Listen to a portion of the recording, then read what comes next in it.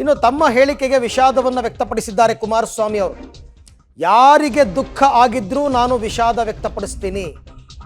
ಹೆಣ್ಣು ಮಕ್ಕಳ ಬಗ್ಗೆ ಕುಮಾರಸ್ವಾಮಿ ಅವರು ಹೇಳಿರ್ತಕ್ಕಂಥದ್ದು ಗ್ಯಾರಂಟಿ ಯೋಜನೆಯಿಂದ ಹಾಳಾಗ್ತಾರೆ ಅಂತ ತಮ್ಮ ಹೇಳಿಕೆಗೆ ವಿಷಾದವನ್ನು ವ್ಯಕ್ತಪಡಿಸಿದ್ದಾರೆ ಕುಮಾರಸ್ವಾಮಿ ಅವರು.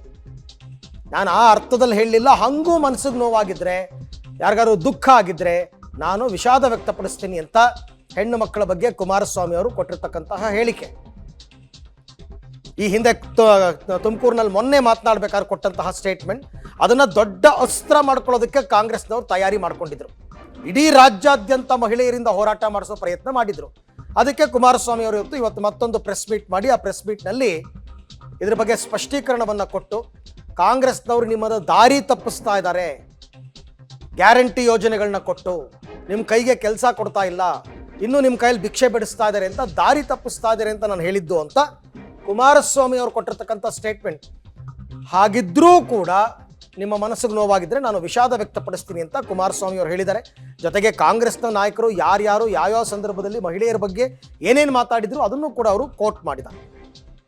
ಮೀಟಿಂಗ್ ಮಾಡಿ ನಾವು ಕುಮಾರಸ್ವಾಮಿ ಕ್ಷಮೆ ಕೇಳಲ್ಲ, ಇಡೀ ರಾಜ್ಯದಾದ್ಯಂತ ಈ ಹೇಳಿಕೆ ವಿರುದ್ಧ ನಮ್ಮ ಕಾಂಗ್ರೆಸ್ನ ಕಾರ್ಯಕರ್ತರು ಪ್ರತಿಭಟನೆ ಮಾಡಬೇಕು ಅಂತೇಳಿ ಸೂಚನೆ ಕೊಟ್ಟಿದ್ದೇನೆ ಅಂತ ಹೇಳಿದ್ದಾರೆ.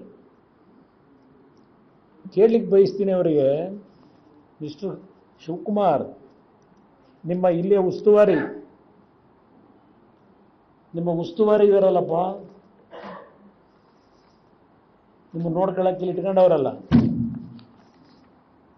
ಆ ಮನುಷ್ಯ ಏನು ಹೇಳಿಕೆ ಕೊಟ್ಟರು ಒಂದು 10 ದಿವಸದಿಂದ? ಹೇಮಮಾಲಿನಿ ಅವರು ಈ ರಾಜ್ಯದ ದೇಶದಲ್ಲಿ ಒಬ್ಬ ಪ್ರತಿಭಾನ್ವಿತ ಕಲಾವಿದೆ. ಆ ಹೆಣ್ಮಗಳ ಮೇಲೆ ಏನು ಹೇಳಿಕೆ ಕೊಟ್ಟರು? ನೀವೆಲ್ಲ ಪತ್ರಿಕೆಯಲ್ಲಿ ಬರೆದಿದ್ದೀರಿ ಈಗಾಗಲೇ ಅದರ ಬಗ್ಗೆ.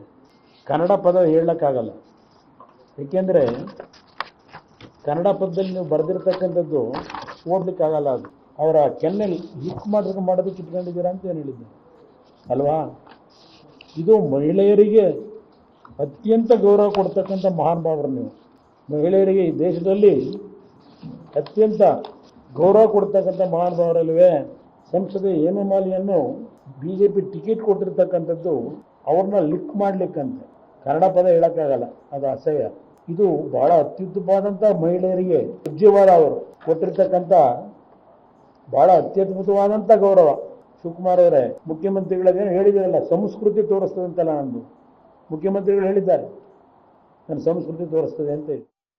ಸೊ ಇದೆಲ್ಲವೂ ಕೂಡ ಕುಮಾರಸ್ವಾಮಿ ಅವರು ಇವತ್ತಿನ ಸುದ್ದಿಗೋಷ್ಠಿಯಲ್ಲಿ ಆಡಿರ್ತಕ್ಕಂಥ ಪ್ರಮುಖವಾದ ಮಾತು. ಒಂದು ಕಡೆ ಸ್ಪಷ್ಟನೆ ಕೊಟ್ಟಿದ್ದಾರೆ, ಆ ಅರ್ಥದಲ್ಲಿ ನಾನು ಹೇಳಲಿಲ್ಲ, ನಾನು ರಾಜ್ಯದ ಹೆಣ್ಮಕ್ಳಿಗೆ ಯಾವತ್ತೂ ಅವಮಾನ ಮಾಡಿಲ್ಲ, ಹಂಗೆ ಅವಮಾನ ಮಾಡಿರೋದೆಲ್ಲ ಕಾಂಗ್ರೆಸ್ನವರೇ.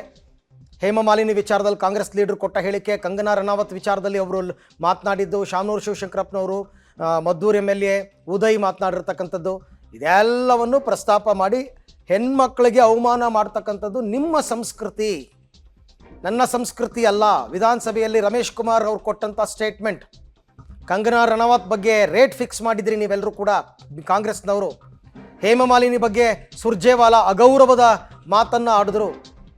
ಮಹಿಳೆಯರ ಬಗ್ಗೆ ನೀವು ಕೊಟ್ಟಿರ್ತಕ್ಕಂಥ ಹೇಳಿಕೆಗಳು ಸರಿನಾ? ನೀವು ಗೌರವ ಕೊಡ್ತೀರಾ? ಇದ್ರ ಬಗ್ಗೆ ನಿಮ್ಮ ಪಕ್ಷದ ರಾಹುಲ್ ಗಾಂಧಿ, ಸೋನಿಯಾ ಗಾಂಧಿ ಅವರು ಏನು ಹೇಳ್ತಾರೆ? ಹೆಣ್ಣು ಮಕ್ಕಳ ಬಗ್ಗೆ ಕೈ ನಾಯಕರು ಕೊಟ್ಟ ಹೇಳಿಕೆಯ ಬಗ್ಗೆ HDK ಪ್ರಸ್ತಾಪವನ್ನು ಮಾಡಿದ್ದಾರೆ. ಬೇರೆ ಬೇರೆ ಸಂದರ್ಭದಲ್ಲಿ ಬೇರೆ ಬೇರೆ ನಾಯಕರು ಮಾತನಾಡಿದ್ದಾರೆ. ರಮೇಶ್ ಕುಮಾರ್ ಮಾತಾಡಿದ್ದಾರೆ, ಶಾಮನೂರು ಶಿವಶಂಕರಪ್ಪ ಮಾತಾಡಿದ್ದಾರೆ, ಉದಯ್ ಅವರು ಮಾತನಾಡಿದ್ದಾರೆ. ನನ್ನ ಗಂಡಸ್ತನ ನಾನು ಅಲ್ಲಿ ಕಳ್ಕೊಂಡೆ ಅಂತ ಒಂದಷ್ಟು ಮಾತಾಡಿದ್ರು ಮೊನ್ನೆ.